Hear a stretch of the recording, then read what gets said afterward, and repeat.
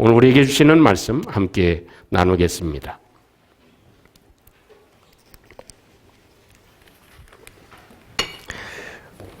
오늘 우리가 함께 보실 말씀은 사무엘하 제14장 12절부터 마지막 33절까지의 말씀.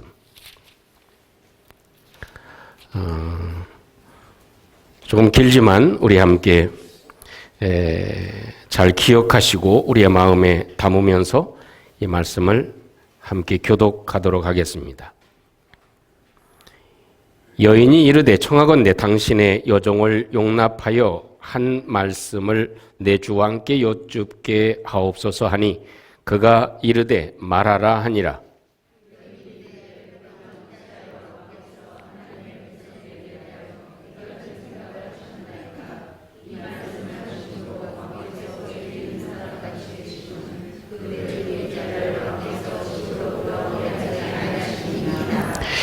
우리는 필경 죽으리니 땅에 쏟아진 물을 다시 담지 못함 같을 것이오나 하나님은 생명을 빼앗지 아니하시고 방책을 베푸사 내쫓긴 자가 하나님께 버린 자가 되지 아니하게 하시나이다.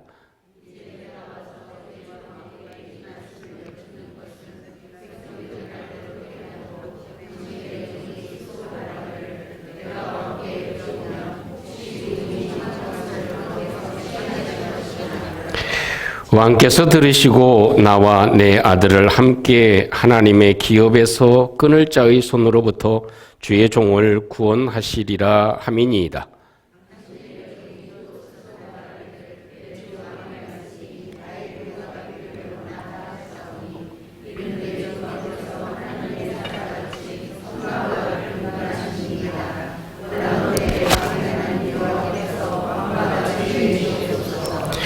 왕이 그 여인에게 대답하여 이르되 바라노니 내가 내게 묻는 것을 내게 숨기지 말라. 여인이 이르되 내 주 왕은 말씀하옵소서.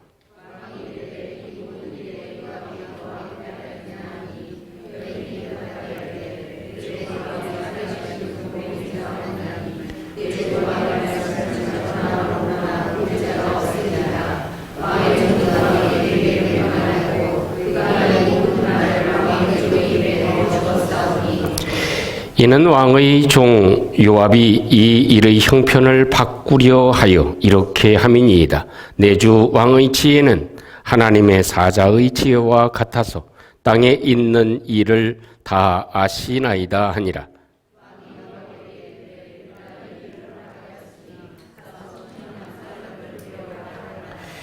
요압이 땅에 엎드려 절하고 왕을 위하여 복을 빌고 요압이 이르되 내 주 왕이여 종의 구함을 왕이 허락하시니 종이 왕 앞에서 은혜 입은 줄을 오늘 아나이다 하고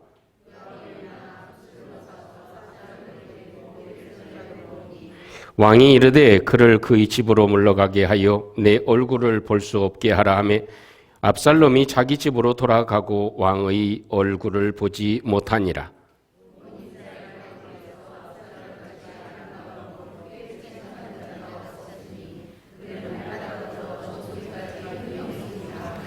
그의 머리털이 무거움으로 연말마다 깎았으며 그의 머리털을 깎을 때에 그것을 달아본즉 그의 머리털이 왕의 저울로 200세겔이었더라.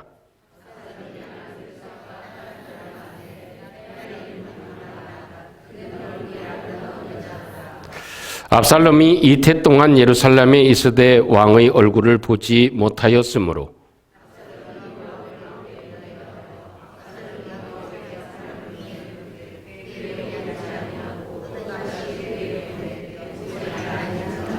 압살롬이 자기의 종들에게 이르되 보라 요압의 밭이 내 밭 근처에 있고 보라 보리가 있으니 가서 불을 지르라 하니라. 압살롬의 종들이 그 밭에 불을 질렀더니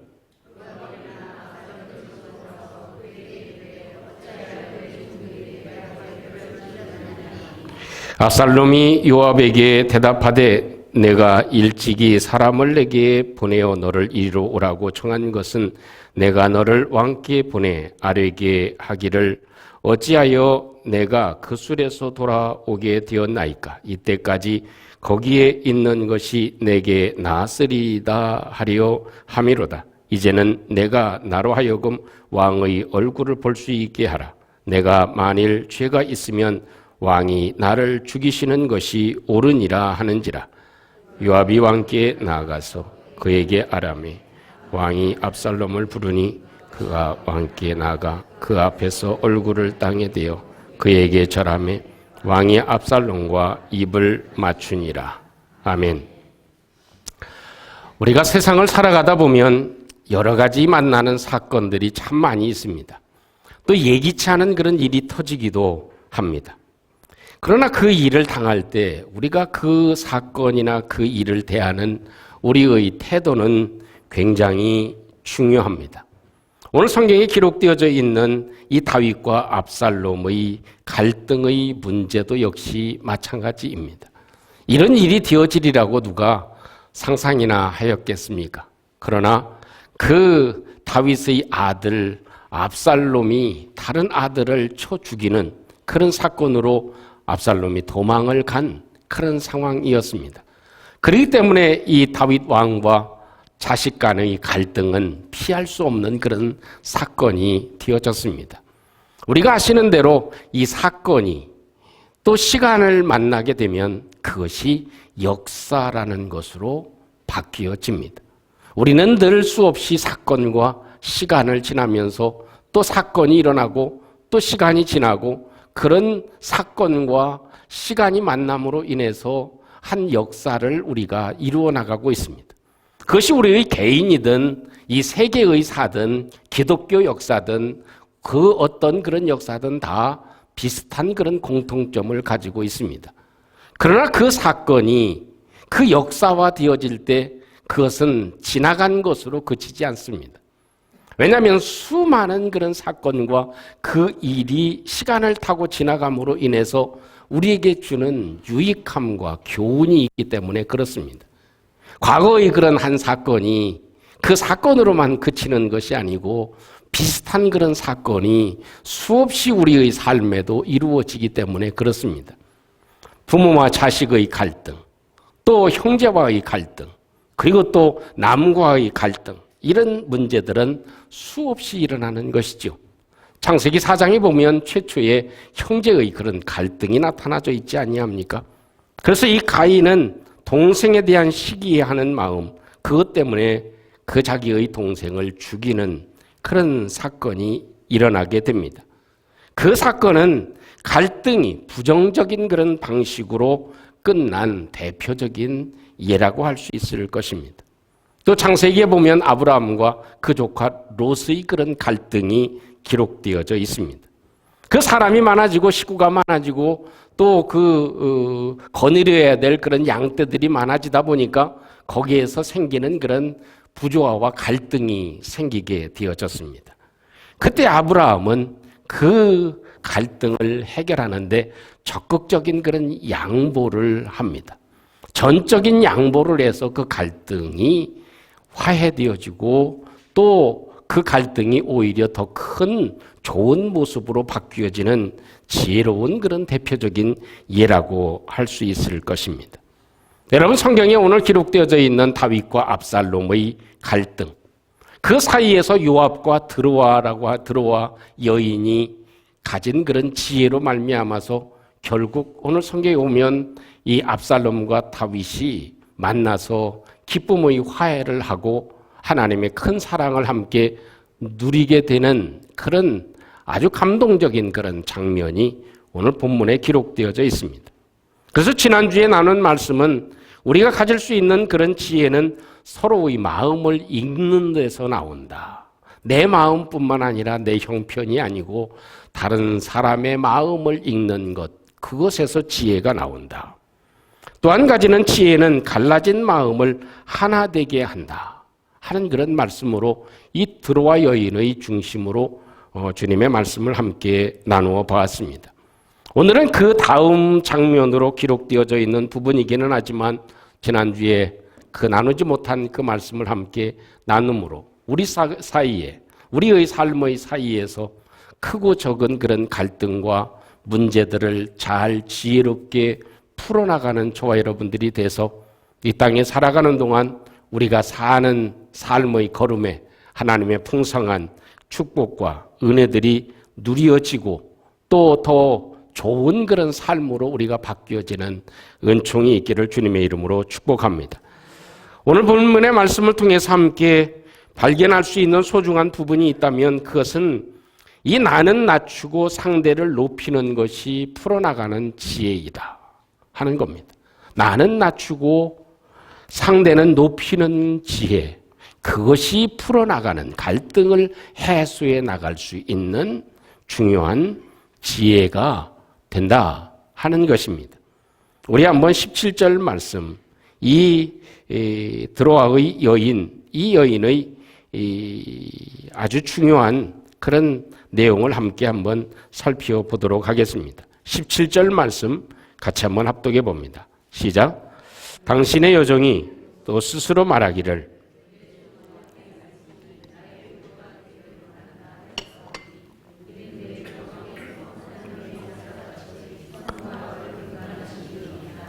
원하건대 왕의 하나님 여호와께서 왕과 같이 계시옵소서. 아멘. 거기 표현의 내용은 무엇입니까? 나는 당신의 여종입니다. 아주 미천한 계집 종입니다. 다윗에 대해서는 말하기를 이렇게 표현하죠. 내 주 왕께서는 하나님의 사자같이 선과 악을 분간하심이니이다 하는 그런 고백을 합니다. 당신은 하나님의 사자같이 잘 판단하는 지혜를 가지고 계신 분입니다. 우리 여자 성도님들은 대화할 때 제일 마음이 이렇게 환해지는 게 어떤 말을 들을 때 마음이 환해지나요? 아유, 우리 집사님 오늘 보니까 얼굴이 그냥 너무너무 이쁘시네. 피부가 10년은 젊어 보여. 어떻게 그렇게 헤어스타일이 잘 어울려요? 그런 말을 들으면 좋아요, 안 좋아요?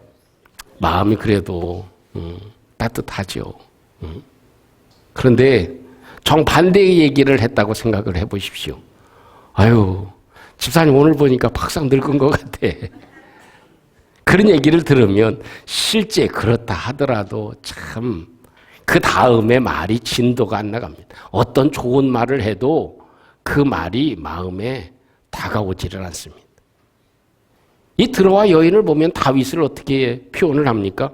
참 이런 표현은 어떤 표현인지 모르겠지만 당신은 하나님의 사자같이 잘 판단을 합니다.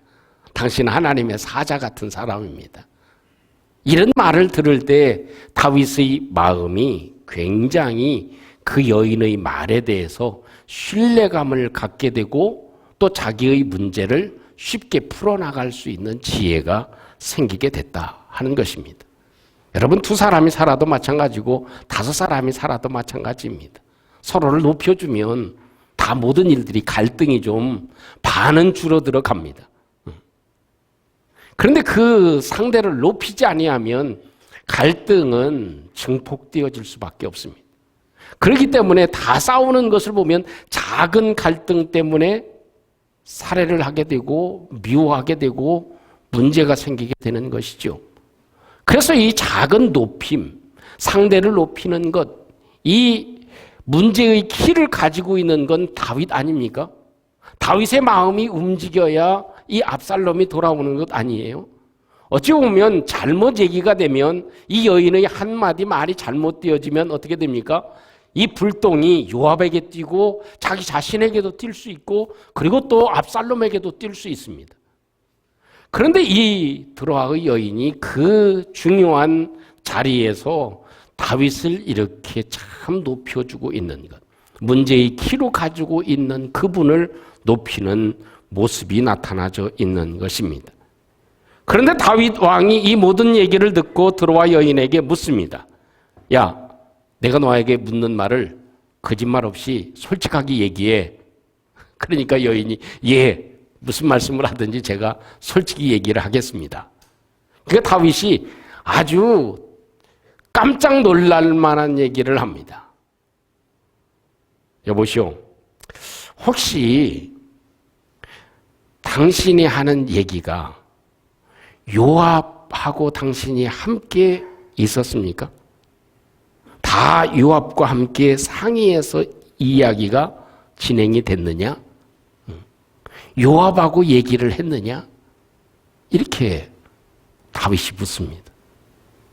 참 다윗의 분별력, 판단력은 참 탁월했죠. 그러니까 그 얘기를 듣는 다른 얘기일 줄 알았는데 다윗이 야, 너 혹시 요압하고 짠 거 아니야? 이런 말을 할 때 얼마나 가슴이 철렁했겠습니까? 그 철렁한 마음 가운데 엉뚱한 대답을 할 수도 있겠죠. 그걸 어떻게 하셨어요? 그럴 수도 있겠고. 아니, 그것까지는 요압이 나한테 뭐라고 얘기를 안 해줬는데요. 그럴 수도 있고. 참 당황한 나머지 이 여자가 어떻게 대답을 할지 모르는 그런 상황이었습니다. 그런데 그 여인은 그런 위험한 상황에는 어떻게 해요? 마음의 진심을 얘기합니다. 사실을 얘기합니다. 마음이 얼마나 놀랐겠습니까? 그럼에도 불구하고 이 드로아 여인은 다윗에게 아주 진심을 얘기했다. 사실을 얘기했다. 그것입니다. 그 대목이 19절, 20절에 언급되어져 있습니다. 우리 한번 19절, 20절 말씀 같이 한번 합독해 볼까요? 시작. 왕이 이르되 이 모든 일에 요압이 너와 함께 하였느냐 하니 여인이 대답하되 주 살아계심을 두고 맹세하옵나니 내 주 왕의 말씀을 좌로나 우로나 옮길 자가 없으리이다. 왕의 종 요압이 내게 명령하였고 그가 이 모든 말을 왕의 여종의 입에 넣어주었사오니 이는 왕의 종 요압이 이 일에 형편을 바꾸려 하여 이렇게 함이니이다. 내 주 왕의 지혜는 하나님의 사자의 지혜와 같아서 땅에 있는 일을 다 아시나이다 하니라. 아멘. 그 사실대로 이 여인이 다윗 왕에게 고백을 하죠. 그리고 이 이야기는 누구에게도 새어나가지 않을 것입니다. 요압이 내게 명령을 했고 그 요압이 내가 해야 될 말을 내 입에 넣어 주었습니다. 그 요압의 뜻은 왕의 마음에 생각하시는 대로 그 사랑하는 아들 압살롬을 데려오려는 마음을 아시고 형편을 그쪽으로 옮기려고 요압이 이렇게 한 것입니다. 다윗, 당신의 지혜는 하나님의 사자의 지혜와 같으셔서 모든 일들을 잘 선하게 풀어나가실 줄을 압니다. 이것이 이 여인의 대답이었습니다. 이것이 다윗의 마음을 돌이키고 또 좋은 방향으로 옮겨질 수 있는 중요한 내용이 되어지죠. 여러분, 진심을 말하는 것, 그 마음의 진심을 얘기하는 것, 그것이 얼마나 중요한지가 오늘 성경에서 보여주고 있는 중요한 내용입니다. 여러분, 진심을 말하기 위해서는 우리의 마음이 가라앉혀져야 됩니다. 다윗이 갑자기 야, 너 요압하고 짠 거 아니야? 이 말을 할 때 마음이 너무 흥분되어지거나 너무나 이 충격을 받게 된 상황이 되어지면 자기의 진심을 말하기가 참 어렵다. 우리의 마음을 잘 가라앉히고 다스려야 진심을 말할 수 있다 하는 거예요. 그래서 한번 따라 보겠습니다. 중요한 대화를 할 때는 마음을 가라앉힙시다. 중요한 일을 할 때에는 마음을 가라앉혀야 됩니다. 가벼운 일을 행할 때는 그냥 마음의 화를 그냥 내도 좀 그래도 덜합니다. 근데 중요한 일을 할 때에는 우리의 마음이 가라앉혀져야 된다 하는 것이죠. 우리에게도 주님께 진심을 전하는 기도가 필요합니다. 우리 삶의 많은 갈등을 해결해 주실 수 있는 분은 주님이십니다. 이 다윗이 모든 키를 가지고 있듯이 우리 삶의 모든 키는 주님께 있습니다. 그러니까 우리의 삶의 많은 문제를 해결할 수 있는 길은 무엇이냐? 이 여인을 통해서 보여주고 있는 것은 주님을 높여드리는 것입니다. 또 주님께 우리의 진심을 아뢰는 것입니다. 내 마음을 그대로 아뢰를 수 있는 것, 우리의 말로 우리 주님께 우리 마음을 가라앉히고 우리의 형편을 그대로 잘 설명해 드릴 수 있는 것, 이것이 주님이 우리 가운데 역사해 주실 수 있는 소중한 은혜가 되어집니다. 잠언 15장 1절 말씀이면 유순한 대답은 분노를 쉬게 하여도 과격한 말은 노를 격동하게 한다. 마음을 격동하게 한다 하는 것입니다. 또 한 가지만 오늘 성경을 통해서 우리 함께 간직해야 될 것이 있다면 그것은 부족한 것과 가진 것의 차이에서 기울어지는 것이 중요하다. 내 마음이 부족한 것과 가진 것 사이에서 내 마음에 기울어지는 것이 중요하다 하는 것입니다. 좀 이해가 쉽게 되지 않을지도 모르겠지만 21절부터의 말씀을 보면요, 이 압살롬이 예루살렘으로 돌아오는 장면이 나옵니다. 그리고 그 요압은 다윗이 자기에게도 은혜를 베풀어 주었고 압살롬에게도 은혜를 베풀어 주었다는 것을 잘 압니다. 그리고 이 요압이 왕에게 땅에 엎드려 절을 하고 그리고 압살롬을 데리고 옵니다. 그렇지만 다윗은 압살롬의 얼굴을 보지 않기로 작정을 하죠. 그래서 결국 2년 동안 아버지의 얼굴을 보지 못합니다. 그러니까 그 아버지의 얼굴을 보지 못한 압살롬이 2년이 지난 다음에 마음에 불평이 생깁니다. 그래서 요압을 청합니다. 야, 우리 집에로 좀 와라. 그렇게 청합니다. 근데 몇 번 얘기를 해도 요압이 압살롬의 집에 찾아가지를 않습니다. 그러니까 답답한 마음에 이 압살롬이 먼저 일을 저지릅니다. 그 요압의 그 땅이 밭이 자기 밭하고 얼마 차이가 안 나니까 종들을 시켜가지고 야, 지금 보리가 지금 익었는데 지금 요압의 밭에다가 불을 질러라. 그러면 우리 집에 찾아오지 않겠냐. 그런 생각을 가지고 요압의 밭에다가 불을 지릅니다. 그 소식을 요압의 신하들이 알고 쫓아오게 되지요. 그래서 이 얘기를 하는데 이 압살롬이 이런 얘기를 합니다. 내가 지금 이 예루살렘 땅에 오기는 왔지만 우리 아버지 얼굴을 본 지가 2년이나 됐다. 차라리 내가 우리나라 고국에 오지 않고 외국에 그냥 머물면서 그 땅에 살아가는 것이 훨씬 더 나에게 나았으리라. 이런 얘기를 합니다. 그러니 이제는 당신이 앞장서서 책임을 지고 나를 여기까지 오게 했으니 우리 아버지 얼굴, 왕의 얼굴을 볼 수 있게 해라. 그것이 압살롬의 이야기였습니다. 그 이야기를 듣고 요압이 왕에게 나가서 얘기를 해서 결국 왕과 이 압살롬이 상봉을 하는 장면으로 오늘 본문의 말씀이 기록되어져 있습니다. 여러분, 사실 어찌 보면 여기에서 보여주고 있는 중요한 대목은 무엇이냐? 이 압살롬은 가진 것이 많았다 하는 것입니다. 받은 것이 많았다 하는 겁니다. 사실 어찌 보면 살인을 저지른 것에 비하면 놀라운 은혜 아닙니까? 압살롬의 입장에서 보면 이 감옥에 비하면 예루살렘에 온 것이 천국이 아닙니까? 제가 생각할 때는 한평생 떠돌이 생활을 하는 것보다 그래도 고국 땅에 있는 것이 훨씬 더 은혜가 아닙니까? 사실 잡혀가지고 비참한 살인자로 사형을 당하는 것보다 살아서 회복할 수 있는 기회를 얻은 것이 얼마나 큰 은혜입니까? 이런 면에서 보면 이 압살롬은 많은 것을 받은 사람입니다. 그런데도 불구하고 어떻게 해요? 부족한 것을 채우려고 합니다. 이것이 이 압살롬에게서 볼 수 있는 마음의 중심입니다. 이래서는 안 되는구나. 이래서는 안 되는구나. 이런 비유가 어떨지 모르겠습니다만은 부모님의 유산을 5억 받았다고 합시다. 아니, 뭐 그렇게 할 수도 있고, 어쨌든 집 한 채를 받았다고 합시다.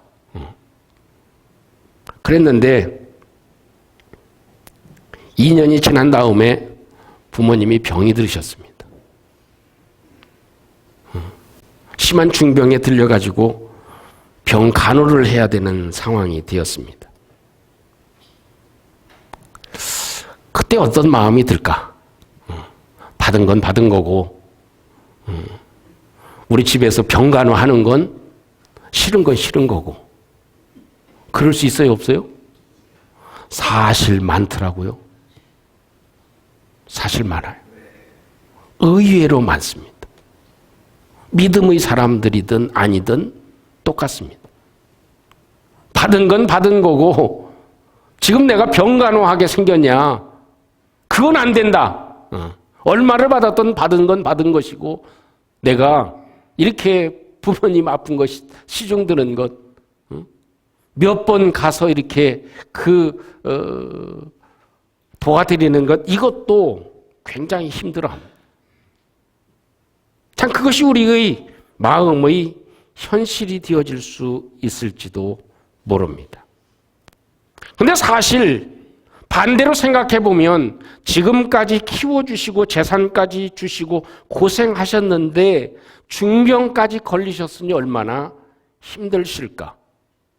내가 돌아가실 때까지는 편하게 모셔야 할 텐데 어떤 마음이 정상인가요? 이 압살롬의 마음이 바로 그것입니다.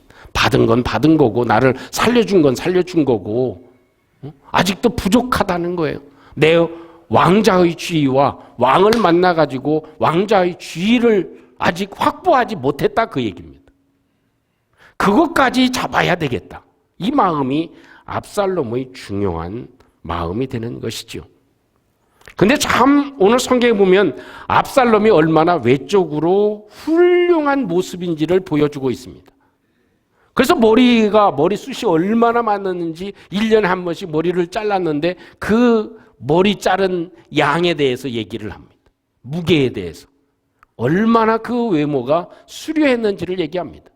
또 딸 하나가 있는데 다말이라는 딸이 얼마나 이뻤는지를 설명해 줍니다. 그런데 뭐가 중요하다? 심보가 중요했다는 거죠. 심보가. 왜 성경에 이 얘기를 기록해 놓는지를 모르겠어요. 근데 추측하는 건 그거예요. 아무리 외모가 수려하고 아무리 가진 것이 많으면 무엇하냐? 그 마음이 가진 것보다도 부족한 것을 채우려고 하는 마음을 가진 압살롬은 아니다. 그것입니다. 그 많은 것을 받고도 부모님으로부터 재산을 많이 받고도 부족한 것, 그 왕위를 얻을 수 있는 왕자의 권한까지 회복시켜 달라. 이것이 압살롬의 마음에 그릇된 마음이다. 그 마음이 흘러간 것이 잘못된 마음이다. 그것입니다. 한 가지 우스운 얘기를 말씀드리고 말씀을 마치려고 합니다. 어느 교회에 새로 부임한 젊은 목사님이 계셨습니다. 근데 그 목사님은 얼마나 잘생기셨고 젠틀하고 또 이 목사님이 얼마나 친절한지 몰라. 겸손한지 몰라. 그래서 성도들이 아주 다 목사님을 좋아했습니다. 그런데 한 가지 딱 그 목사님한테 흠이 있어. 그게 뭐냐면 설교를 하실 때 이 말이 너무 템포가 느린 거예요. 그래가지고 이 말씀을 하시는데 그 말씀을 계속 더듬는 것이 흠이야.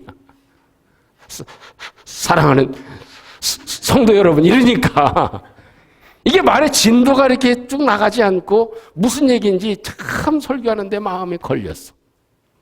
근데요, 하루는 한 주일 됐는데 그 목사님이 더듬지도 않고 설교를 쫙 하시는 거예요.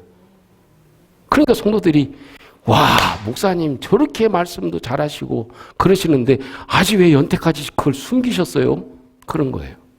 그랬더니 목사님이 하시는 말씀이 내가 오늘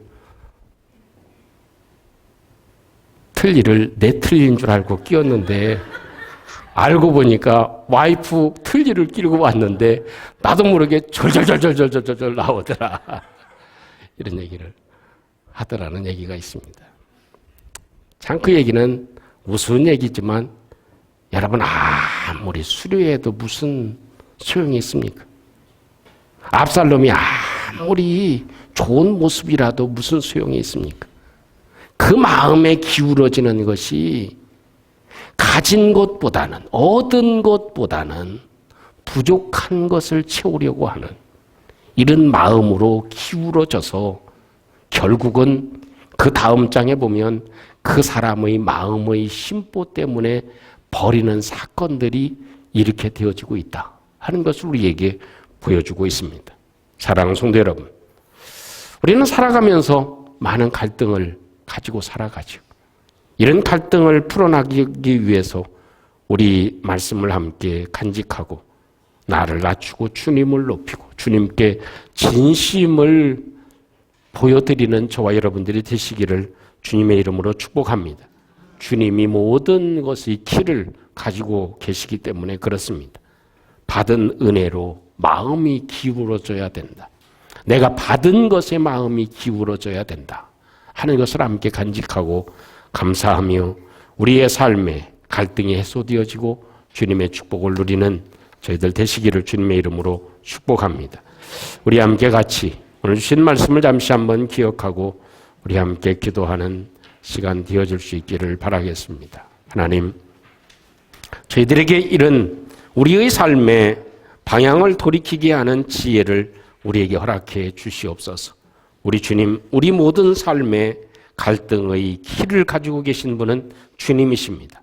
주님에게 이렇게 트로아 여인이 행한 것과 같이 주님을 높이고 주님께 우리의 마음에 진심을 고하는 저희들 되게 해 주시옵소서.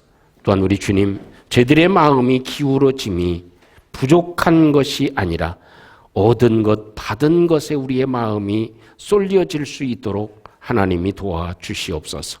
우리 같이 한번 통성으로 기도합니다.